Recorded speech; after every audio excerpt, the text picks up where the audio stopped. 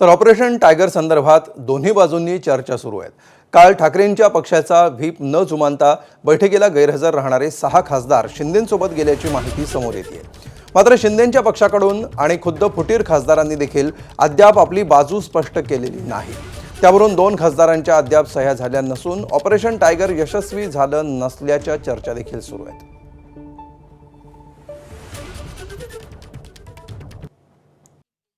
Operation tiger नक्कीच यशस्वी होईल, म्हणजे झालंय म्हणण्यापेक्षा होईल। काल जी मीटिंग झाली युबीटीची दिल्लीमध्ये आणि तिथे हे 6 खासदार पोचू शकले नाहीत किंवा पोचले नाहीत किंवा पोचू दिलं नाही, पोचू दिलं नाही, पोचले नाहीत। याचाच अर्थ काही कालावधीमध्ये ऑपरेशन टायगर हे यशस्वी होईल।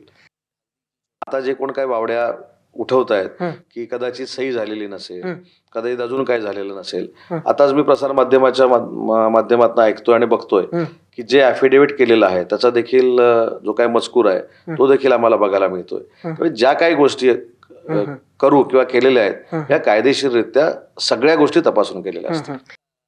मी अनेक वेळा सांगितलंय की टायगर ऑपरेशन हे नामकरण, हे बारसं हे कुठून निर्माण झालंय हे खरंच कोणाला माहिती नाही। उद्या परवा काही नगराध्यक्ष देखील प्रवेश करतायत, जे युबीटीचे आहेत, जे काँग्रेस पक्षाचे आहेत। अनेक नगरसेवकांनी ह्या 7-8 दिवसामध्ये प्रवेश केलेला आहे। त्याच्यामुळं कर्तृत्वावर आणि नेतृत्वावर विश्वास ठेवून अनेक लोक टायगर ऑपरेशन न राबवता देखील पक्षामध्ये येत आहेत। त्याच्यामुळे टायगर ऑपरेशन आता ते तुम्ही सुरू राहणार न राहणार याच्यापेक्षा पक्ष प्रवेश हे सुरूच राहणार आहेत। एबीपी माझा, उघडा डोळे बघा नीट।